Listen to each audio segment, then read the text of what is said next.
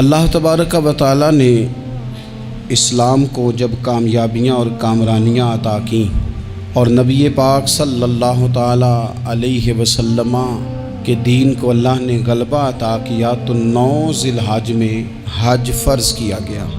حج اس سے پہلے بھی کیا جاتا تھا، پرانی شریعتوں میں بھی حضرت ابراہیم علیہ السلام کے طریقے پر حج ہوتا تھا، پھر کفار مکہ نے، قریش مکہ نے اس میں کچھ غلط رسومات شامل کر دیں، کپڑے اتار کر معاذ اللہ کعبے کا طواف کرنا، قربانیوں کا گوشت خانہ کعبہ کی دیواروں سے ملنا اور بھی کئی بیہودہ رسومات اس پاکیزہ اور خوبصورت عمل کا حصہ بنا دی گئیں۔ پھر 9 ذی الحج کو حج فرض ہوا۔ نبی پاک صلی اللہ تعالی علیہ وسلم نے حضرت ابو بکر صدیق کو امیر حج بنا کے رخصت فرمایا۔ دیکھیں کہاں کہاں محبوب انہیں اپنا نائب بناتے ہیں۔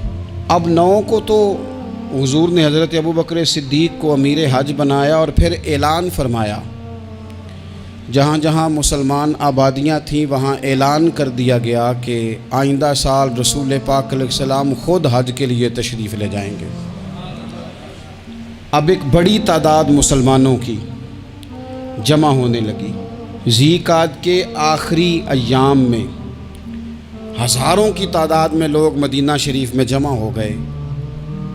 ظہر کی نماز کی ادائیگی کے بعد سیرت نگار کہتے ہیں کہ 28 ذی القعدہ تھی، نبی پاک علیہ السلام ظہر پڑھ کے حج کے لیے نکلے، اور جہاں آج ذوالحلیفہ ہے، ابیار علی جس جگہ کو کہتے ہیں، میقات مدینہ بھی کہا جاتا ہے، وہاں اللہ کے محبوب نے پہلے رات گزاری۔ وہیں پہ نبی پاک صلی اللہ تعالی علیہ وسلم نے احرام باندھا، حضور تشریف لے گئے۔ یہ حج قران تھا۔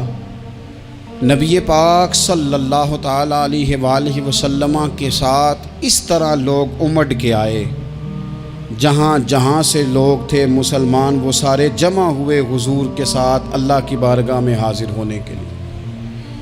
1,40,000 صحابہ، یہ ایک ہی دفعہ صحابہ کا اتنا بڑا مجمع جمع ہوا ہے، ایک ہی دفعہ۔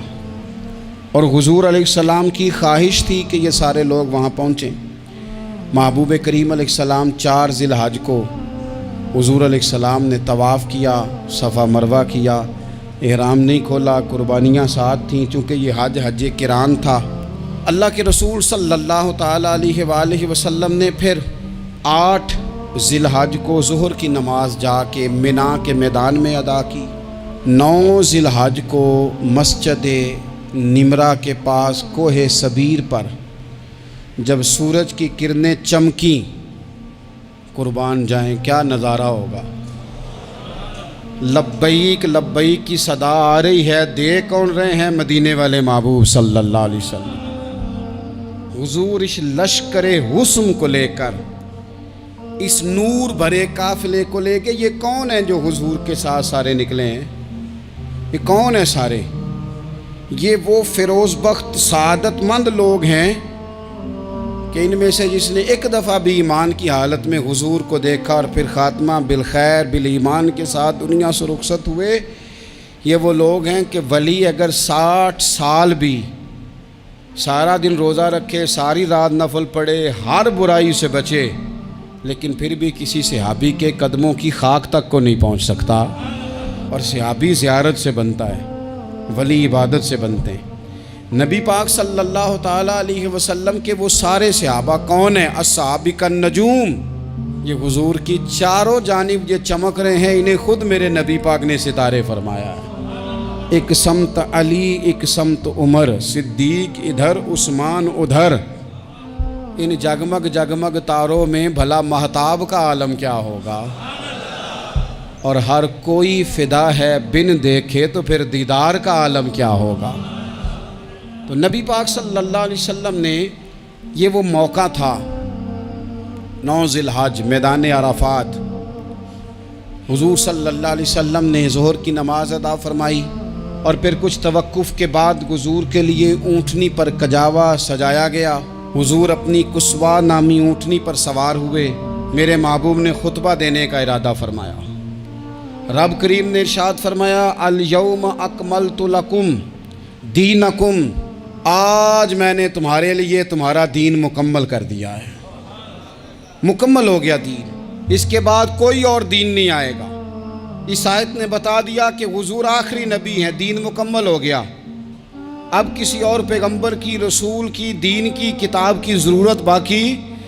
آج میں نے تمہارے لیے تمہارا دین مکمل کر دیا۔ اور کیا خوبصورت لفظ ہیں، قرآن پاک میں فرمایا وَأَتْمَمْتُ عَلَيْكُمْ نِعْمَتِي، اور آج میں نے تم پر اپنی نعمتیں تمام کر دی ہیں، نعمتیں مکمل کر دی۔ وَرَضِيتُ لَكُمُ الْإِسْلَامَ دِينًا، اور اللہ فرماتے ہیں میں نے تمہارے لیے دین اسلام کو پسند کیا ہے، یہ میری رضا ہے، یہ دین اسلام تمہارے لیے پسند کیا ہے۔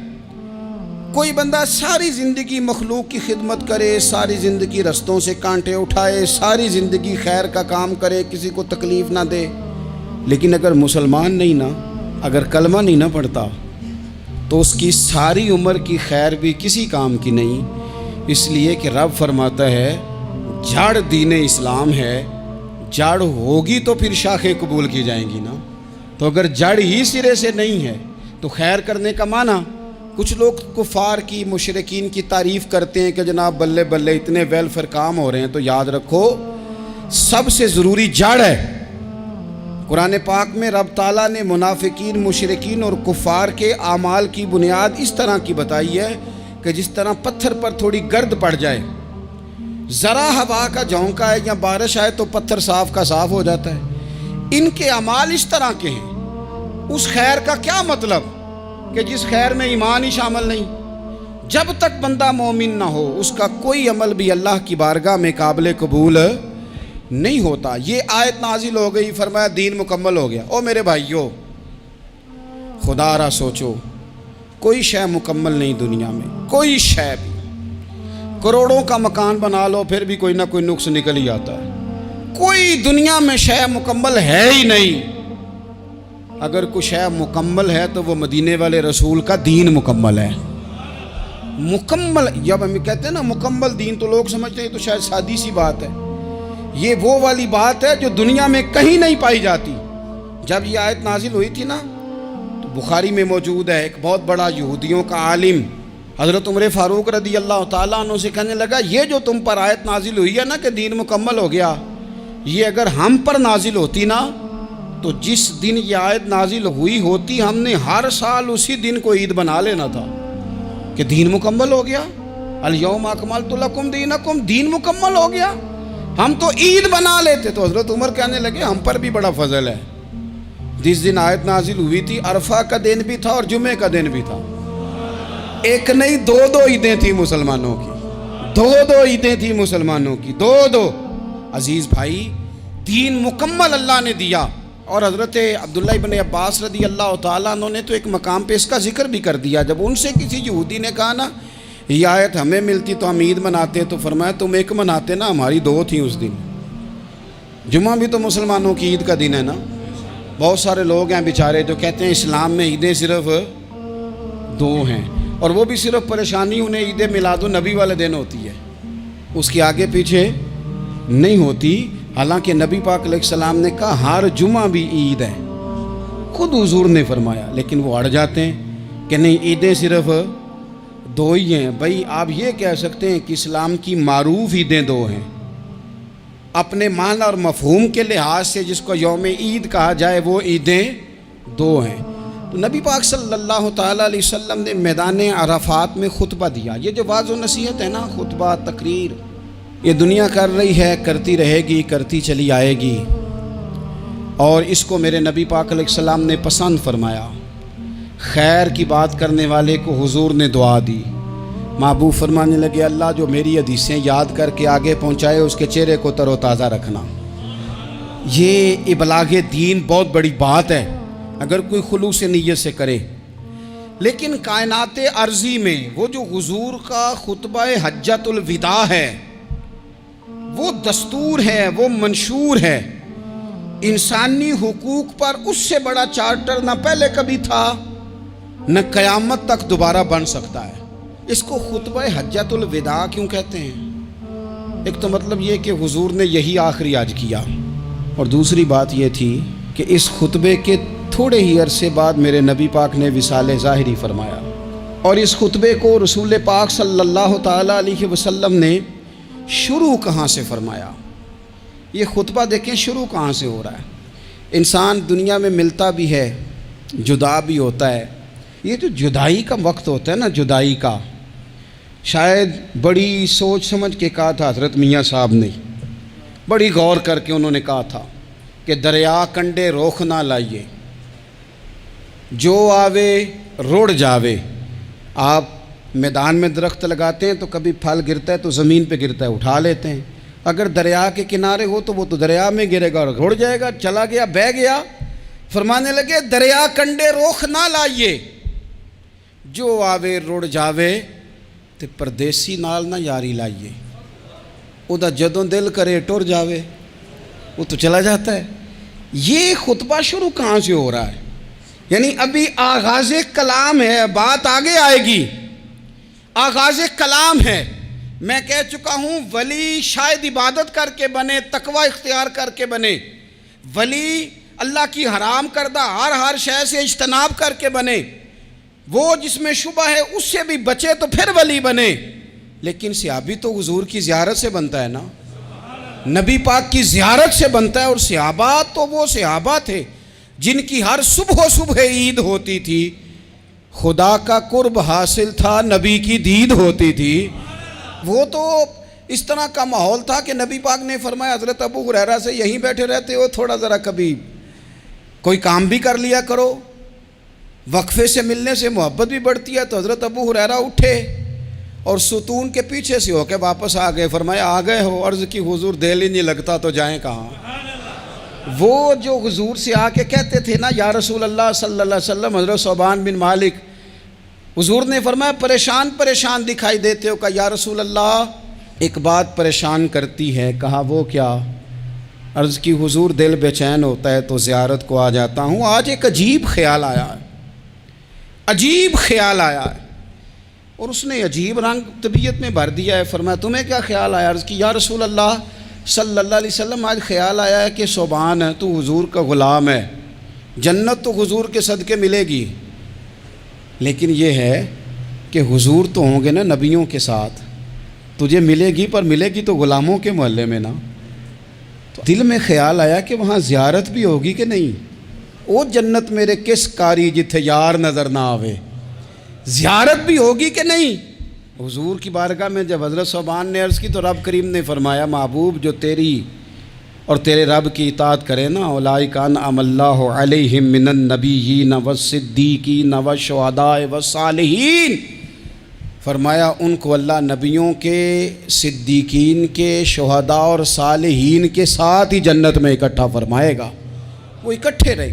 تو جن کو تو جنت میں بھی حضور کی زیارت کے بغیر چین نہیں تھا، ان کو حضور نے خطبہ حجۃ الوداع شروع کرتے وقت پہلا جملہ پتہ کیا کہا؟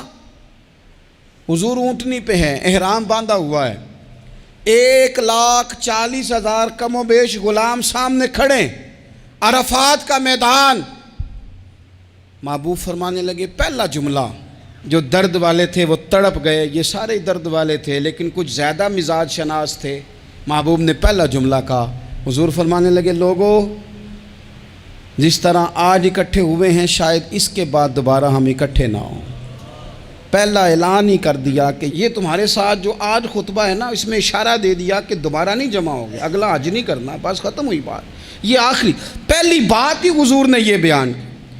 اب وہ اتنے دل نرم ہو گئے حضور کی بات سن کے، آنکھوں میں آنسو اس طرح آ گئے، طبیعت کا میلان اتنا بڑھ گیا کہ ہر ایک کا دل کشکول بن گیا، ہر طرف سے آہیں اور سسکیاں ہیں کہ حضور کے وہ جملے یوں صحابہ لے رہے تھے جب آپ سے کوئی کہہ دے کہ بھائی یہ وقت بس آخری ملاقات کا ہے، تو پھر انہوں نے وہ تو حضور کی ہر بات ہی توجہ سے سنتے تھے، پر یہاں جو انداز بن گیا وہ انوکھا بن گیا۔ فرمایا شاید دوبارہ ملاقات نہ ہو۔ پھر میرے کریم محبوب صلی اللہ تعالیٰ علیہ وسلم نے فرمایا جس طرح تمہارے لیے یہ شہر حرمت والا ہے، مکہ حرمت والا ہے نا، ایک نیکی کرو تو مکے میں 1,00,000 کا ثواب حرم مکہ میں. ایک گناہ کرو تو وہ بھی 1,00,000 لکھا جاتا ہے. حرمت والا ہے, بڑی عزت والا ہے. فرمایا جس طرح یہ گھر عزت والا ہے کعبہ, جس طرح یہ شہر عزت والا ہے, فرمایا جس طرح آج کا دن حرمت والا ہے. مسلمانوں, میں تمہیں بتا کے جا رہا ہوں, تمہیں سمجھا رہا ہوں, اسی طرح میں نے تم سب پر ایک دوسرے کے مال اور عزت کو حرمت والا کر دیا ہے. اور صحابہ کو نا حضور نے پہلے یہ سبق پورا حضور نے پوچھا, یہ بھی ذرا کمال ہے, یہ بخاری مسلم کی حدیث ہے. حضور نے صحابہ سے پوچھا 9 ذی الحج ہے, جمعے کا دن ہے, ذی الحج کا مہینہ ہے, سب کو پتہ ہے. دیکھیں نا, آپ جمعہ پڑھنے ہیں تو میں آپ سے کہوں کہ آج کون سا دن ہے, تو آپ کہیں کہ جناب جمعہ ہے, عجیب آدمی ہے, جمعہ پڑھا رہے ہو. لیکن جو صحابہ کا انداز ہے وہ اور ہے. حضور نے پوچھا آج یہ کون سا مہینہ ہے, یہ ادب ہے, یہ مقام ہے, یہ وہ مقام ہے جہاں بہت سارے صرف عقل والے بندے جو ہوتے ہیں نا, وہ بیچارے گرتے پھڑتے ہیں اور کہتے ہیں جی بات آتی ہو تو بتانی چاہیے, یہ کیا بات ہوئی جی, بندہ بولے ہی نا, یہ کیا لیکن کچھ لوگ ایسے ہیں جن کا دھارہ ادب کچھ اور ہوتا ہے. انہیں ڈھیروں باتیں بھی آتی ہوں تو ہر جگہ بات کرنے کی نہیں ہوتی, سب جگہ کہانیاں سنانے کی نہیں ہوتی. حضور نے فرمایا کون سا مہینہ ہے, قربان جائیں بھیا کو زبان ہو کے کہنے لگے واللہ و رسولہ عالم, اللہ جانے اللہ کا رسول جانے. سانو تے قید سجن دا گہنا ہے, او جنج رکھے اساں اونج رہنا ہے, ہمیں کیا پتا. پوچھا کسی نے, لکھا ہے صوفیاء نے, کسی نے پوچھا تمہیں پتہ نہیں, کہنے لگے چپ کر, ہمیں کیا پتا کون سا مہینہ ہے. تو حضور نے فرمایا آج تاریخ کون سی ہے. بھائی صاحب کو پتا تھا نا 9 ذی الحج کو یہ حج ہوتا ہے, کون سی تاریخ ہے, کہا واللہ و رسولہ عالم, اللہ جانے اللہ کا رسول جانے. قربان جائیں. حضور نے پوچھا دن کون سا ہے, سب کو پتا ہے جمعہ ہے, کہنے لگے واللہ و رسولہ عالم, اللہ جانے اور اللہ کا. وہ صحابہ بتا کیوں نہیں رہے, تو اہل محبت کہتے ہیں صحابہ کا جواب یہ تھا ہمیں کوئی مہینوں سے غرض ہے, ہمیں کوئی دن سے غرض ہے, ہمیں کوئی تاریخ سے غرض ہے. حاجیو آؤ شہنشاہ کا روضہ دیکھو, کعبہ تو دیکھ چکے, کعبے کا بھی کعبہ دیکھو, ہمیں تو محبوب سے غرض ہے. مہینہ تھا ذی الحج کا, اگر حضور کہہ دیتے ذی الحج نہیں ذی قعدہ ہے تو ہم نے ذی قعدہ ہی بنا لینا تھا. تاریخ تھی 9, اگر حضور فرما دیتے 11 ہے تو ہم نے 11 ہی بنا لینی تھی. دن تھا جمعے کا, اگر حضور کہتے پیر ہے تو ہمیں کیا لگے, ہمیں تو محبوب کی رضا چاہیے. آپ دیکھیں نا, ایک صحابی کے ہاتھ ذرا لمبے تھے تو حضور نے فرمایا یا ذوالیدین, او لمبے ہاتھوں والے. ان سے کوئی پوچھتا نام کیا ہے تو کہتے میرا نام ہے 2 ہاتھوں والا. او بھائی میرے بھی 2 ہیں, تم کیوں 2 ہاتھوں والا. کہنے لگے یہ نہیں مجھے پتا, مجھے نبی پاک نے کہا 2 ہاتھوں والا. تو ٹھیک ہو گئی جو حضور نے نام رکھ دیا. تو حضور سید عالم نے پوچھا, پھر حضور نے حرمت یاد کرائی. فرمایا یاد رکھو یہ دن بھی بڑی عزت والا ہے, جمعے کا ہے, یہ مہینہ بھی بڑی حرمت والا ہے, ذی الحج کا ہے, یہ تاریخ بھی بڑی حرمت والی ہے. لیکن فرمایا جس طرح اس دن کی, اس شہر کی, اس مہینے کی تم نے عزت کرنی ہے, اسی طرح ایک دوسرے کے مال کا, ایک دوسرے کی عزت کا تم نے پاس کرنا. مسلمان بھائیوں, خدا را یہ حضور کہہ رہے ہیں یار, نبی پاک نے کعبہ کے سامنے کھڑے ہو کے فرمایا بیت اللہ تیری بڑی شان ہے, تیرا بڑا مرتبہ ہے, لیکن فرمایا میرے مومن کی عزت رب کی نظر میں کعبے سے بھی زیادہ ہے. ہم کیسے بیٹھ کے یار, ہم کیسے جرأت کرتے ہیں کسی کی پگڑی کھولنے کی کونے میں بیٹھ کے, ہم اپنے گھر بیٹھ کے کسی پر تبصرہ کر گئے, کسی بندہ مومن کی عزت اچھال گئے, بالکل پتہ نہیں تھا بات کا اور ہم نے کہانی بنا دی پوری کی پوری, داستان سرائی کر گئے. صبح سے شام تک ہماری گپ شپ کا عنوان کیا ہے, کسی نہ کسی کا شکوہ, کسی نہ کسی کی شکایت, یہ ہماری گپ شپ ہے. خدا را حضور نے تو خطبہ حجۃ الوداع میں پہلا سبق یہ دیا تھا کہ میرے جانے کے بعد ایک دوسرے کی عزت کرنا, اور اسی خطبے میں ایک جگہ پہ فرمایا یہ نہ ہو کہ میرے جانے کے بعد تم ایک دوسرے کی گردنیں مارنے لگ جاؤ, ایک دوسرے کی عزتوں کا خیال کرنا, پاس کرنا. مسلمانوں, میرے عزیز بھائیوں, بزرگوں, عزتوں کا دفاع شروع کریں. تھوڑی دیر کے لیے اپنی زبان لوگوں کے اوپر تبصرہ کرنے سے کنٹرول میں لائیں۔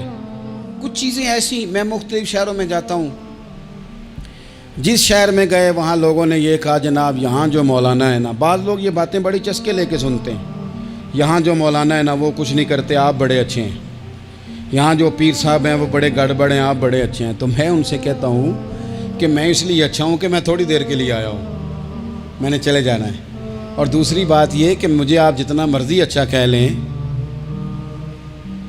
میں نے رخصت ہو جانا ہے 2-3 گھنٹوں کے بعد۔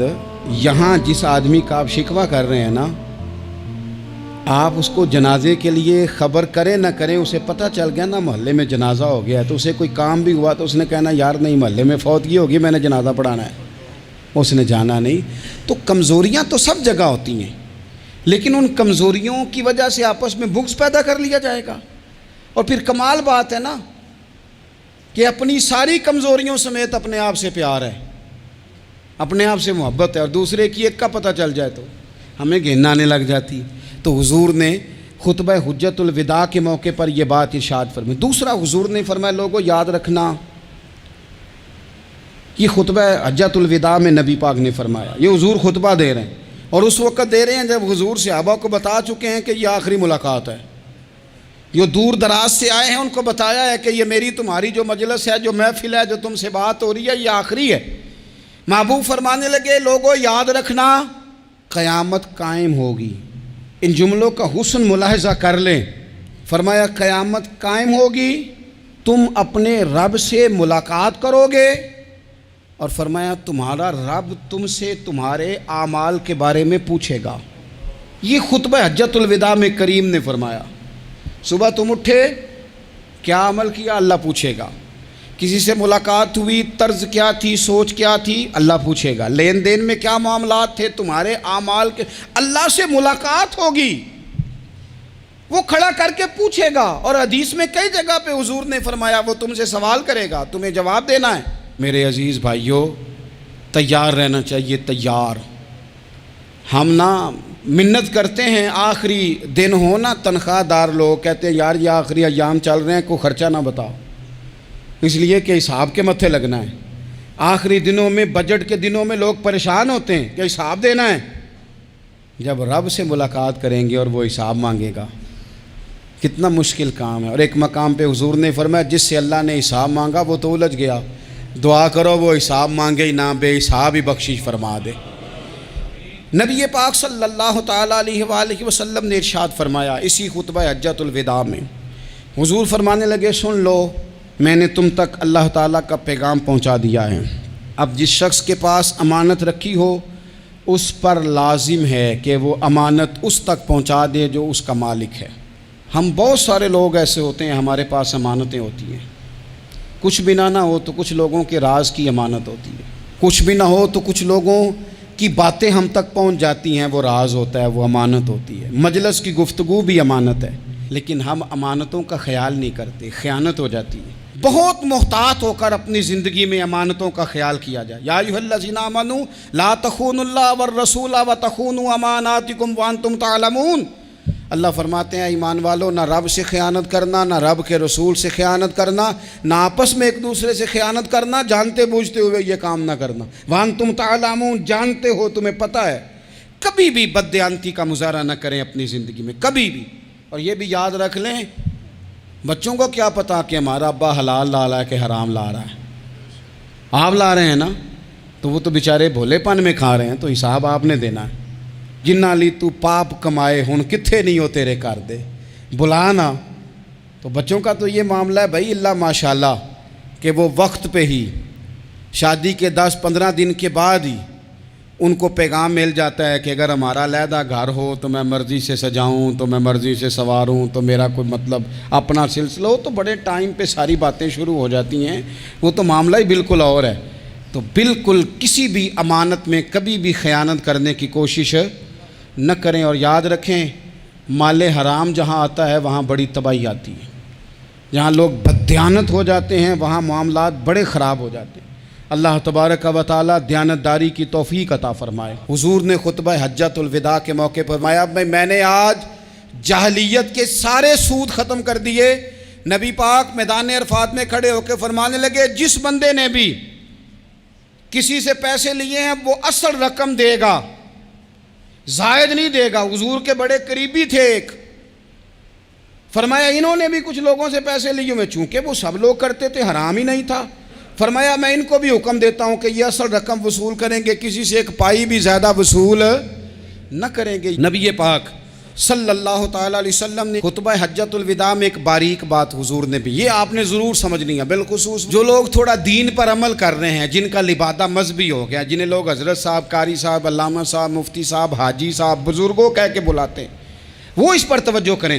میرے نبی پاک صلی اللہ علیہ وسلم نے خطبہ حجۃ الوداع کے موقع پہ ارشاد فرمایا، لوگوں شیطان اب مایوس ہو گیا ہے، وہ تم سے بتوں کی پوجا نہیں کرا سکے گا، ہاں وہ تمہیں چھوٹے چھوٹے گناہوں میں مبتلا کرے گا، وہ تم سے چھوٹے چھوٹے عیب کرائے گا، تم سمجھو گے یہ تو غلطی کوئی نہیں، فرمایا اس سے بچ کے رہنا۔ اب وہ مایوس ہو گیا، بتوں کی پوجا نہیں کرا سکتا، تمہیں اپنی پوجا نہیں کرا سکتا، لیکن چھوٹی چھوٹی غلطیاں، ایک مقام پہ فرمایا نا، چھوٹا گناہ ہونا تو مومن اسے پہاڑ سمجھتا ہے، اتنا بڑا ہو گیا، اور منافق کہتا ہے یہ تو کچھ بھی نہیں۔ تو اپنی زندگی کے اندر چھوٹی چھوٹی کوتاہیاں، حضرت سعدی فرمایا کرتے تھے سیلاب اچانک نہیں آتے، پہلے چھوٹا سا سوراخ ہوتا ہے دریا کے کنارے میں، اسے بند نہ کیا جائے پھر بڑا ہو جاتا ہے، پھر وہ ٹائم آتا ہے کہ بند ٹوٹ جاتا ہے، بستیاں ڈوب جاتی ہیں۔ پہلے چھوٹا گناہ انسان کرتا ہے، چھوٹا، پھر اس سے آگے بڑھتا جاتا ہے اور بڑی بڑی غلطیاں ہوتی ہیں۔ اللہ تبارک و تعالی ہمیں رائی کے دانے کے برابر بھی غلطی کرنے سے محفوظ فرمائے۔ نبی پاک صلی اللہ تعالیٰ علیہ وسلم نے اسی موقع پر ارشاد فرمایا، لوگو اللہ سے ڈرتے رہنا، اور میں تمہیں عورتوں کے ساتھ بھلائی کی وصیت کرتا ہوں۔ فرمایا رب نے تمہیں اختیار دیا ہے، عورتیں تمہارے سپرد کی ہیں، ان سے اچھا سلوک کرنا۔ فرمایا اگر کبھی کوئی ان پر تمہیں سختی کرنی بھی پڑے تو اتنی کرنا جتنی ان کی غلطی ہو، ان سے درگزر کرنا، ان سے پیار کرنا۔ اسلام نے خاتون کو باقاعدہ حقوق دیے، باقاعدہ، صحیح بخاری میں حدیث ہے۔ یہ جو نوجوان ہیں، مطالعہ کرنے والے، پڑھنے سننے سمجھنے والے، یاد رکھا کریں ان چیزوں کو۔ حضرت بریرہ رضی اللہ تعالیٰ عنہ حضرت عائشہ صدیقہ کی کنیزہ ہیں، حضرت مغیث رضی اللہ تعالیٰ عنہ ایک صحابی ہیں، ان کی وہ اہلیہ ہیں، وہ اپنے خامد سے علیحدگی چاہتی تھی، ان کے خامد بڑی محبت کرتے تھے، علیحدہ ہونا نہیں چاہتے تھے، خاتون رہنا نہیں چاہتی تھی۔ انہوں نے بڑی سفارشیں کرائیں کہ میرا خامد، میری بیوی مجھ سے صلح کر لے، حالانکہ وہ خاتون کنیز ہیں، خادمہ ہیں، کوئی بڑے قبیلے سے بظاہر تعلق نہیں۔